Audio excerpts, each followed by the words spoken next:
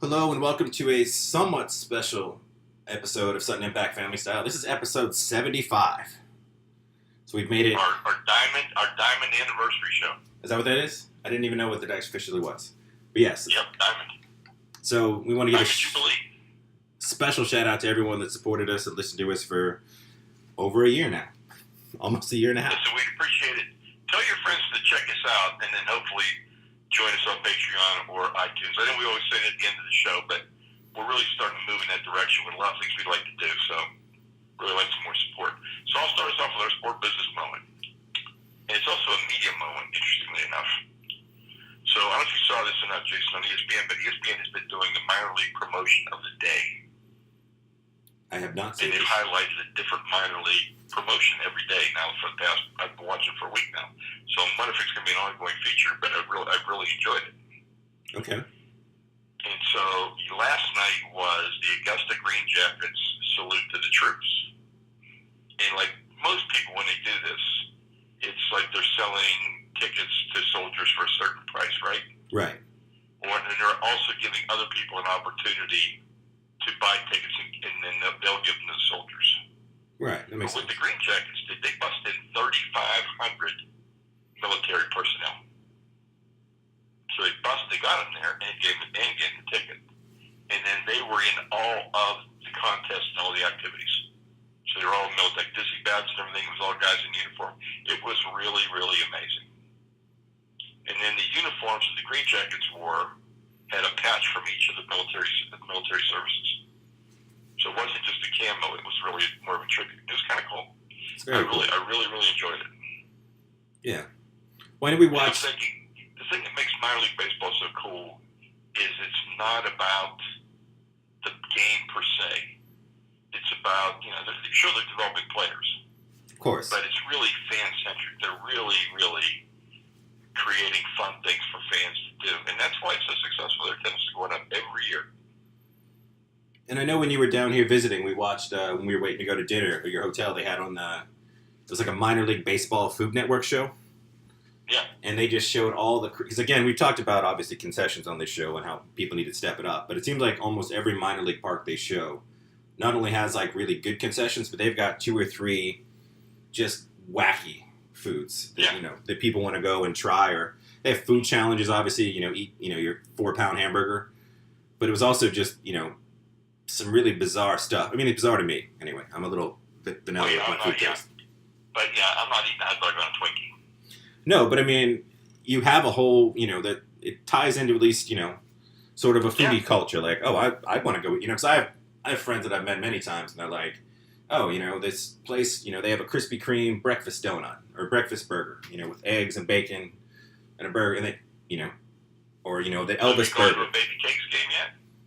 I've not. You need to. I know. One of the promotions I know they have is that they have a swimming pool in the outfield. And I think if you get a group of like 30 people, which is plenty for that pool, I mean, you have more than enough space to have more than 30, but it works out to be about $25 a person to rent that pool for a game. So That's cool, and especially as hot as New Orleans is. right.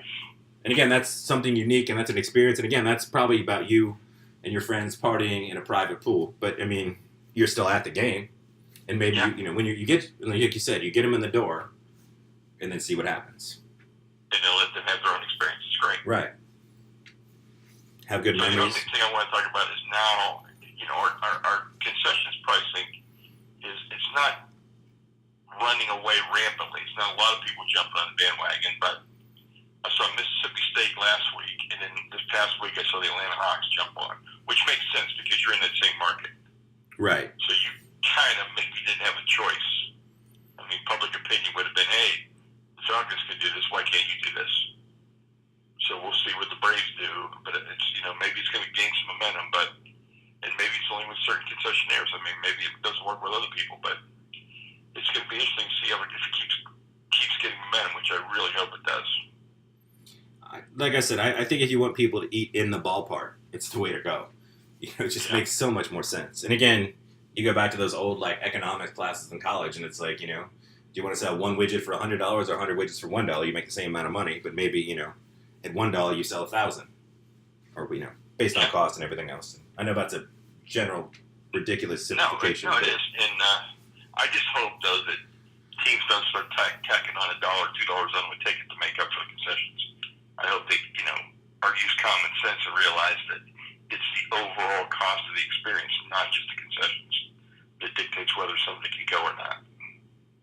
Yeah. Well, I mean, like you said, the minor league system, like, it seems like they really take into consideration customers and customer service and, each individual. And that's what it brings me to two companies I want to give a quick shout out to. The first is Stance, STANCE socks, which you first bought me a pair of. If you've never seen them before, it's worth going to their website because they make some really cool socks. I have Evel Knievel socks. I have like a weird death sock. I don't know how else to say. Do I get to take credit for putting you on those last year at Christmas? You do, without a doubt. I've got a Dominique Wilkins dunking on socks. Yeah. But anyway, I went to their... And they're great socks. They look cool, but they're great socks. They're great socks. And, my favorite pair of dress socks is it's a Star Wars sock, but it's a very subtle Star Wars sock. Like, it's a dress sock that unless you really look at it closely, you don't really know what it is. Like, it's not like a giant lightsaber or Darth Vader. It's like a galaxy shot. But when you look at it closely, you can tell it's Star Wars. So with my brother's wedding coming up, I decided I wanted to go to Stance to maybe look for a similar sort of, something underneath the pants. It's a little bit of flair, but not too much. And I noticed that typically I have pretty giant feet, and they're large set up to size 12, which doesn't quite include me. So I wrote back the company and I said, but they have the extra large, it was just blacked out. And I was like, do you guys plan on, stocking more extra large? Or have you decided that it's not worth your time because of, there's less people that buy that? And they came back 5 minutes later. It was very personal. And they said, trust me, they're like, as somebody with a size 14 foot, he's like, in this particular style, our largest fit everybody perfectly. From, 12 to 15, they said. And they said, we're going to continue to make sure we have other socks. And they sent me a 20% off code at the same time. And they said, they're like, and they're like, first off, if they don't fit for any reason, if you don't think we're telling the truth, please send them back, our expense, no questions asked. And they said, and because you're interested and we want to make sure you buy our socks, here's 20% off your first order.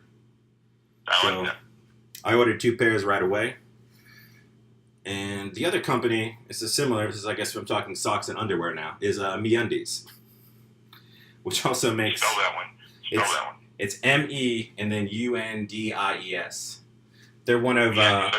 there's a lot of, a pair of thieves, there's a lot of these other, sort of boutique, smaller, but not completely smaller internet companies that make, underwear socks. And I love sharks. They have a shark pair. They have some sloths. Adorable little sloths. They're pretty cool. And again, I had a few questions. And, and the other thing is I couldn't get the 15% off first time customer used to work. And I emailed them. 5 seconds later, I got an email back. And they're like, we're so sorry. They're like, you know what? I'm not giving you 15% off. I'm giving you 25% off. Nice. And again, so that's 2 companies that, I like their products to begin with. But now, because they had such a personal touch and such a quick response and a very helpful response, I now feel, obviously I'm shouting them out on the podcast, and if they want to sponsor us, please do. So you're talking like brick and mortar service on a cyber purchase. Exactly. I like it. And I didn't, like I said, they made me feel like, I was important. That, even my 2 pairs of underwear that I was buying and my 2 pairs of socks, which, came to about $60 for the 2 purchases together, that they mattered, that they cared about. I wasn't just, yet one more person, whoever, we'll make up the sales with somebody else. And I think most companies do start out that way, which is part of the reason they're able to grow and become something bigger. Yeah. But it's just sad that we feel like a lot of them have lost. So whenever I find, companies that continue to really push that consumer-friendly, we care about the customer. And again, like you said, Stance socks are great socks, too, from a sock standpoint. Construction. Yeah, if anybody wants to see it, just turn on any Major League Baseball game, and now the stocking that the Major League Baseball players wear is Stance. Like I saw the Mets today, there's Skyline in New York on the socks. Yeah. So looks kind of cool. So go ahead and check those people out. They're very cool. Yeah. And great customer service. And I guess we just talked... talked... Where do you want to jump into our show tonight? Well, we just talked about the Mets and minor league baseball. I I was reading about some of the Hall of Fame inductions lately. We just had a recent one. We had Jim Tomei and Jack Morris, who both of them, especially Jim Tomei, I guess, he's considered, I think he was always a good player when he played in Major League Baseball. I remember growing up. I don't remember him ever being just amazing. I would never use the word great. No. He hit some crushing home runs. But, you know who loves him? Stat guys. Because he gets a lot of walks, a lot of home runs, and a lot of strikeouts. And, when they do all the adjusted WAR and adjusted average and, all the little things, and all of a sudden Jim Tomei becomes I think far greater than Jim Tomei ever was. And the article I read showed, Jim Tomei, and then they talked about somebody who I considered one of the best players of the last 10, 15 years, and that's David Ortiz. And they talked about how the stat guys don't really like David Ortiz. That, his numbers... Which is crazy to me, because if you told me I could pick one of the two, I would pick David Ortiz. Every time. And I know, he obviously had a big social media, he was much more of a... I don't know what Jim Tomei sounds like. I can, they spoofed David Ortiz on Saturday Night Live. People love David Ortiz. But, when I think about the last... Series championships, too. Yeah. When I think about the last 10, 15 years of baseball, I think he's one of the best players. He's one of the most clutch players. I know that's a word that doesn't translate to stats as far as clutch. Or there's adjusted clutch. I don't know. But it's just sort of the weird, adjusted ERA, where it's well, that was his ERA. How are we adjusting it to, assuming he had better defense or played in a different park and all these sorts of weird, formulas that work out to make players. I think make some players that, we're obviously good players, and I don't want to disparage anybody along those lines, but it seemed like it raises certain players up. And then not that I spend any time, arguing baseball for the most part, because I think as we've established, I'm definitely more of an NFL, NBA, NHL guy. But I've noticed that the argument in baseball seems like it's gone now. You can't really argue in a math in classroom, No. This is what the formula says, this is what the answer is. Whereas in a philosophy class or an English class, you can, history, it's who writes the history. You can sort of have these intellectual debates and talk about why this is what this passage meant, or this is what this, but you go to math is math. You put these numbers in the formula, this is the answer you get. And I feel like sports has always been a thing where we love to argue. And at least just want to argue, but discuss and have fun debates. Sure. Is the better word? Sports, baseball lets you argue the 40s and 50s and 60s. It gives you 100 years to argue. But it feels like that baseball is losing. Amongst the other things that they're losing as far as popularity goes, the debate in baseball is gone. Because if you go up against a big stat guy and he's like, you're wrong because of blah, blah, blah, blah, blah, how do you come back from that? How do you argue that? And I think that hurts baseball a little bit too. Amongst the other things we talked about before. But, it's hard to argue with numbers, and baseball has become about numbers. And it's almost becoming almost like a cool indie band where you don't know who we are, so we, the fans of us, we're better than you kind of a thing. So it's unless you can come to this discussion and you can talk WAR and adjusted ERA and all these other stats, you can't have the conversation. You can't be a part of this conversation. You're not smart enough to be part of the conversation. I don't want to talk about that stuff, but you know what? Since you brought up the whole thing, I would tell our listeners, if they've never been to Cooperstown, it's a trip well worth taking. So I've been to all the Hall of Fames, and this is by far the coolest, because it's not just the building, it's the entire town. It's really, really amazing. And there's a museum there, and there's photographs from all over the time. You can go in there and do research if that's what you want to do. It's just really cool. You can buy the old photographs. It's really an amazing experience. So if you've never done it, you should do it. Yeah, agreed. The only one I remember specifically is obviously the NBA, or the Basketball Hall of Fame, I should say, not the NBA. Yeah. And we were pretty close to that, and we were there when the new one opened up. Yeah. And I always thought the Basketball Hall of Fame, it's so close to being really cool. Yeah, it's just not over the top. It's just not quite there yet. They have a couple of They have a couple of technology things that are really cool, where you can play Jason Kidd one-on-one in virtual reality with a helmet on. But at least when I saw it at the lab, I mean, it was a couple years ago since I've been there, but the technology wasn't quite where it needed to be. And the rest of it, it seemed like they had one or two interactive things, and the rest was just, a uniform in a case. And you were just walking around in different uniforms and cases. Obviously with some video presentations here and there, but it seemed like the VR stuff was really cool. And then the death trap that was their court was kind of insane. I was working as a lifeguard at the time, so I was the professional rescuer for the camp. And they have it is really cool. They have a giant, huge, basically two full NBA courts. And along the sides, they have sort of the evolution of the basketball hoop, from the peach basket to modern day stuff. But they also have 100 basketballs out there. So yeah, so you just have kids just throwing ball. I mean, I feel like every 5 minutes some kid was getting hit in the head. So maybe they've changed that since then. I don't know, but that seemed like a dangerous area. Before we move on from baseball, I want to tell people that I watched E60 on Mike Trout this morning, and I thought it's really a good show. Now, you're not going to know a lot more about Mike Trout after you watch it than you do right now, just because that's who Mike Trout is. But you will see this is a guy that loves his hometown, very simple. Said even after he signed his contract, he lived in his parents' basement for a couple of years. Wow. I mean, just not, he's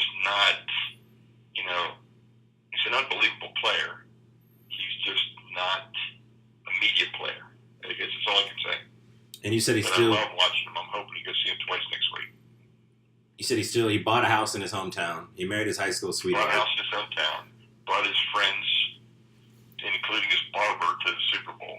12 people. And I mean, he lives there. He goes back there every winter. And he wants to be a weatherman when he gets done. Huh. He loves weather. In fact, the Angels will ask him what the weather is. If they're going to have time to take batting practice in a certain city or whatever, he's like a weather junkie. And he calls in, and on his website, he'll give weather updates. Does he want to be like a meteorologist or like an in the front of the cameraman or weather? No, I think he wants to be like a meteorologist. Okay, because I was about to say, it's you would think if he wanted to be a weatherman, he'd be a little bit more out in front. No. But he follows the storm trackers and everything, and that's what he does. It's an interesting cat. Yeah. And again, easily the best player at his sport of the last 20 years that we know almost nothing about, and the average person has no idea who he is. I mean, I'm sure you could ask me. I'm sure baseball's popularity. I've seen Mays, Aaron, Mantle. I've seen them all, and I tell you, he's the best I've ever seen. And that's just crazy that people don't really know about I know. it. He just has the total package. And it's a combination of baseball's ratings not being what they baseball, and it's in the hierarchy of American sports is less popular, and then obviously, the West Coast teams play, late at night. Yeah. And that team is never. never. Times I'll turn it on. I'll watch it for one at bat and go to bed. And sadly, that team, we've not seen them in the playoffs. Been in the playoffs one time. He's 1 for 12 in the playoffs. Yeah. It's a shame. Yeah, and he's not the kind of guy that's going to sign with another team for money. So when he's a free agent, I think he'll either stay in L.A. or he'll go to Philadelphia. Because he's from somewhere in Pennsylvania? He's from New Jersey, right across the river from Philly. Okay, yeah, that makes sense. So, I could just see him doing that, living at home, playing baseball. Which is, it's more power to him if that's the dream and he's going to live it. That's awesome. More power to him. Well, we had a scare this week on Ramon Foster for our Steeler viewers, our Steeler listeners. Yes, let's have a quick, because there is one exciting part of Steeler Minute, too, besides, obviously for us it's that Ramon Foster's only out 4 to 5 weeks with a bone bruise and a strain and not a tear. In case people want to know about the right guard of the Pittsburgh Steelers. There you go. But there you go. Antonio Brown, the most beloved Steeler receiver currently, and biggest probably star in the NFL, he tweeted out to Des Bryant. He said, "Come play with me in Pittsburgh. Eat full plates. Let's go." And I must say, as a Steeler fan, I kind of like that. Did Des respond? Other people did. There's a lot of Cleveland. I know because obviously, there's a Pittsburgh-Cleveland rivalry. So a lot of Cleveland players are like, he needs to come play for a real team. Because there was obviously There's also rumblings that Cleveland wants to offer him probably a more lucrative deal with a potential Josh Gordon suspension looming right now. And I think, if Josh Gordon gets suspended, it would be hard for anybody to beat Cleveland's offer, considering, despite what his agent says, it doesn't appear that anybody seems that interested in him. And it's hard to say. I mean, he's 29, and he's not the fastest anymore. But I think as we discussed earlier, if he was your slot receiver, or if he was your third guy or fourth guy, and you could just carry him as a receiver and not have to have him do anything else, if he's motivated, he could be a real factor, Oh, no question. And I guess like we talked today offline, I said if he really wants to stick it to the Cowboys, that would also figure into it as well. Yeah, because it seems like other guys in the league are calling out to him. Like, I think Odell Beckham Jr. for the Giants did. And it seems like every sort of loud, outspoken receiver in the NFL has been like, come play with me. Which seems slightly odd, considering, you're the big star and you want to bring in another star to play with, I guess that's the culture today, though. But like you and I talked again offline, if you got Antonio Brown on one side, and you got Dez in the slider on the other side, and you got Juju Smith-Schuster, who you cover, who you got double. Yeah. And so it could be a really, really good thing. As long as he doesn't have all the baggage and all the distractions that he usually has. Well, as people have pointed out, like, he obviously had a very shaky Oklahoma State career as far as his off-the-field stuff. And I think his first 2 or 3 years in Dallas, they had like a babysitter with him to make sure he didn't get in trouble. Like an official team babysitter. I don't know what else to call it. But it does seem like, the only thing he sort of has done controversial in the last 4 or 5 seasons is he gets very passionate on the sideline and he'll occasionally yell at his quarterback. And, I think if you have a guy like Dak Prescott who's young, I think, maybe that's an issue. But I don't think Ben Roethlisberger is going to be, too thrown off by that. Although, did we discuss the James Harrison comments as we continue? Well, no, we really didn't discuss it. Well, James Harrison basically, in an interview, said that the Steelers do have some discipline problems. And people were quick to point out the irony of the fact that you were the guy not showing up to meetings and sleeping through meetings. So, yeah. And then he also said that Belichick was a better coach than Tomlin, which you can't make the argument the other way. I mean, no, absolutely, Belichick's a better coach. Right. And obviously, James Harrison is an expert on not being disciplined. Yeah. So. Exactly. But you would worry about some. Right, but if that is really an issue, and there does seem to be a little bit of, it seems like from time to time, Tomlin being quote unquote a player's coach, that he seems to give his team a little bit more freedom to sort of be themselves and be a little more vocal and emotional and not get them, and not be the nobody gets a word out of this locker room Belichick kind of player. And I feel like maybe if when you had LeGarrette Blount and you had a couple of those other guys, like maybe throwing a Dez into the mix might be a little bit, Because we know LeGarrette Blount did not work out with the Steelers. No. And just like James Harrison, they gave him away to the one team in the league you don't want to give him away to, and that's the Patriots. Yeah. Yeah. And next week... Our first exhibition game is not next week, but the following week. I know. So I feel like next week we can start doing some... Maybe some predictions. NFL predictions and, conference breakdowns. Which I think will be pretty exciting. I've been watching... I can't help but turn on football constantly, so... we're ready to go. Not much NBA action this week. Quiet in the NBA. Yeah, the only story in the NBA is still, stuff that we won't know until the season starts, and that's, player fit here and there, so that's exciting. I did binge an entire season of TV this weekend, or this past couple of days. I binged, and it's somewhat sports-related, I binged the second season of Glow, which, Glow, for people who don't know, is Gorgeous Ladies of Wrestling, and is based on a real story. There was the Gorgeous Ladies of Wrestling. It was a all-women's wrestling television show that was on, I think, in the 80s, if I'm not mistaken. Now, this version of Glow is, I think, a completely fictionalized version, just sort of taking inspiration from the original Glow. Like, I don't think anyone is portraying real characters or things along those lines. But I have to say that it's, each episode is between like 25 and 35 minutes, give or take.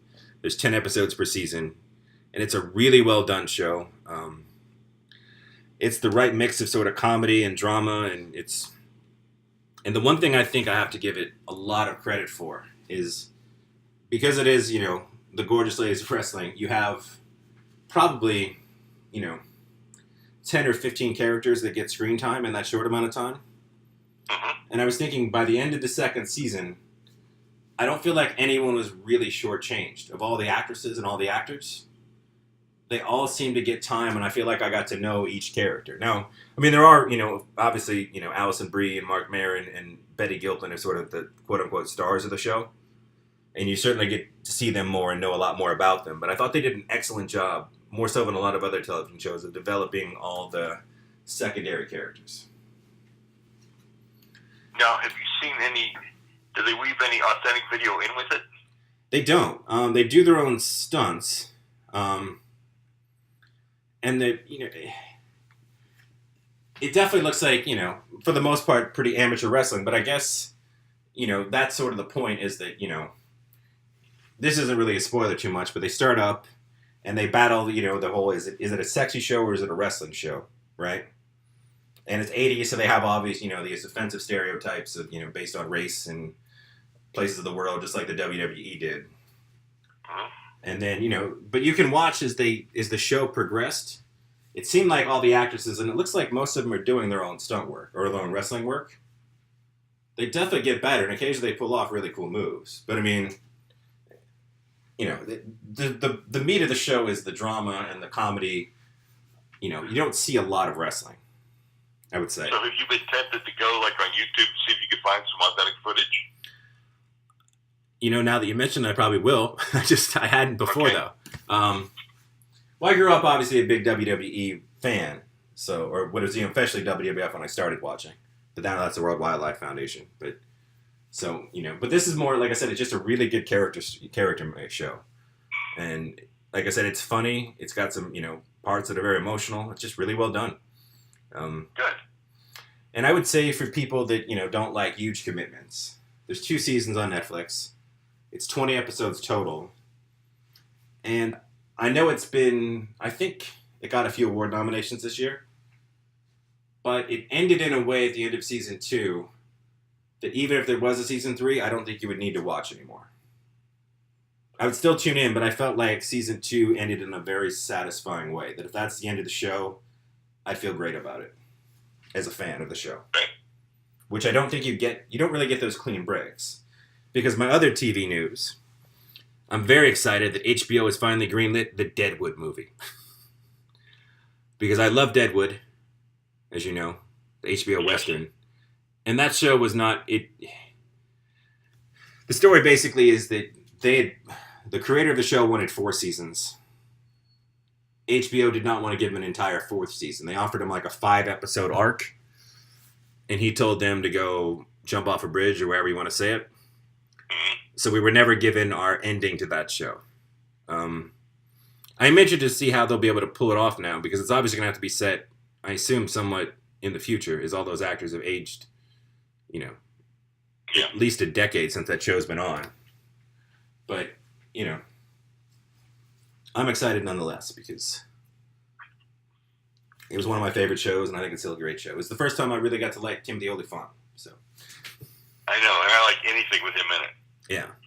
And again, if you're going back, because if you have HBO Go and you decide you want to watch Deadwood, I know people say this, and I hate when people say this, whether it's about movies or TV shows or games, but you kind of have to get through the first 2 episodes.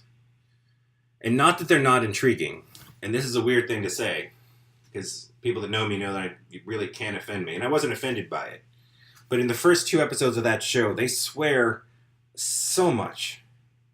And it's supposed to be authentic dialogue, but it's hard to imagine anybody swearing constantly unless you were, walking in like a field of mousetraps. Like, it just doesn't seem, I know.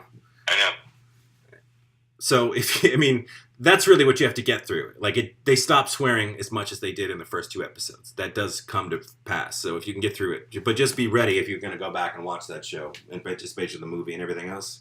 You're going to hear a lot of swearing. To the point where even if you don't mind swearing, you'll be very conscious of the fact that there's a lot of swearing. Just Oh, and I'll point out that I'm Tuesday night, and he moved the last couple episodes to midnight on WGN. So 100 Code because of the violence and the subject matter. So the last two episodes of 100 Code, in fact, it's a 2-hour episode to finish it up.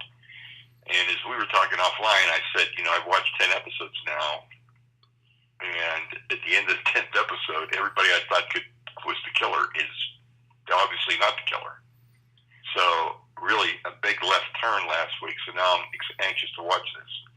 But anybody, it'll be on, it's WGN America, so I need to watch it on that, but I'm sure it's going to be on Netflix or Hulu or whatever else is out there as well.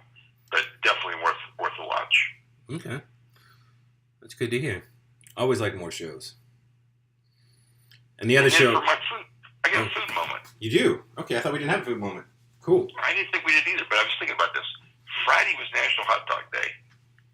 Yesterday was National Hamburger Day. And Carrabba's is celebrating National Lasagna Day. And so they've got 4 chicken dishes. And if you order any of these chicken dishes all week long, you get a free lasagna. Oh. So I'm wondering, can you just throw it out there and say this is National Jason Day? I mean, what do you have to back this stuff up? You have absolutely nothing. And I have to say, I don't pay that much attention to it. Like, I always see when people post on social media, obviously it's National this day, this to that day. But I feel like there's like 15 National Ice Cream Days. And again, ice cream is delicious. I'm not saying it doesn't deserve more than one day. But it doesn't even seem like there's a consensus as to which day is National this day. No. And pizza, same way. Yeah. And again, pizza's Friday. Everybody knows every Friday is pizza day. But it does seem like you just put it out there like it's National Chicken Finger Day. Well, it's interesting. National Hot Dog Day and National Hamburger Day were back to back, which makes sense to me. It does. It really does. You had National French Fry Day, though. Yes, maybe it's some I don't know if they have or not, but I'm curious as to how all these national things come. But I actually like the Carrabba's promotion where you order chicken, you get a free lasagna every time you order it. So I like that one. No, that's great, especially for families feeding. It's a lot of food. Yeah, and I think Carrabba's actually decent. Yeah, and in our family, decent is a much especially if it's a chain. That's a pretty good recommendation. Actually, we're not Yeah, decent is meaning a lot of people would say it's very good, and we wouldn't say that because we live with one of the world's best Italian chefs, and so we're spoiled. Exactly, and we've gone the gambit. You've been to Italy, and you always search out the best Italian restaurants in every city. So it's it's tough to get stuck with just the Carrabba's. Yeah, but I can Carrabba's every once in a while I'm fine with it. They got great meatballs and different appetizers, and I can make a meal out of the appetizers. Yeah. So Carrabba's, if you want to sponsor us for episode 76 on, give us a shout. Yep. Give lots of shout outs to people tonight. And Jakob, if you're listening again, thank you again for being a great Patreon supporter. And thank you a lot, Jakob. You're most missed and most appreciated. Yes. Hopefully next week we'll have an actual question or statement from you, because I sent you a text today, but So be like Jakob. We'll see what he's got. Yeah. Become one of our family members. Support us. Like us. Tweet us. And again, if you guys have, especially for slow weeks, we'd love topics to cover. We can always ramble and come up with stuff to talk about, but if you have things you want to hear, we'd love to talk about them. So I'd like to shout out to Coach Saban for getting a ridiculous raise. Mm-hmm. Good for him. What did I see? The president of Alabama makes... Well, it said what it was. He makes more in... Well, he makes $9 million. She makes $200,000. So I think you could argue both in what he actually does for a living based on his results, with obviously a lot of help from let's just say he deserves what he gets, and she's underpaid. There you go. It's like we'll sum it up that way. Yes, it should be a world where the school president and all the professors are the highest paid people, and it's all about education. But it's hard to argue he isn't amongst the best coaches of all time in college based on his on down the line. Did you finish the John Carly book, I think? I have not finished yet. I was finishing something. I was reading some other stuff too. I was reading the Wire book, and okay. I have a Neil Gaiman Vikings thing I've been reading too. So. Okay, and you did greenlight me to watch Ready Player One, right? I think it's a fun watch for one time. Okay. Is what I would say. I think I might do that. I think Mom and I might do it tonight. Yeah. Like I said, the Shining sequence alone, really cool. And just, all right, I'm gonna watch this. What I'm gonna do tonight, and then I'll report on it next week. Yeah. Like I said, from a nerd reference standpoint, just watching all these things that and references from like 80s on up, it's kind of like, oh, cool. Now I think if you watched it a second time, you might be like, ugh. But that's okay. Yeah. All right. Well, so until next week, for episode 76, thank you. And keep supporting, keep liking, and hopefully we keep entertaining. Absolutely. Everybody have a great week.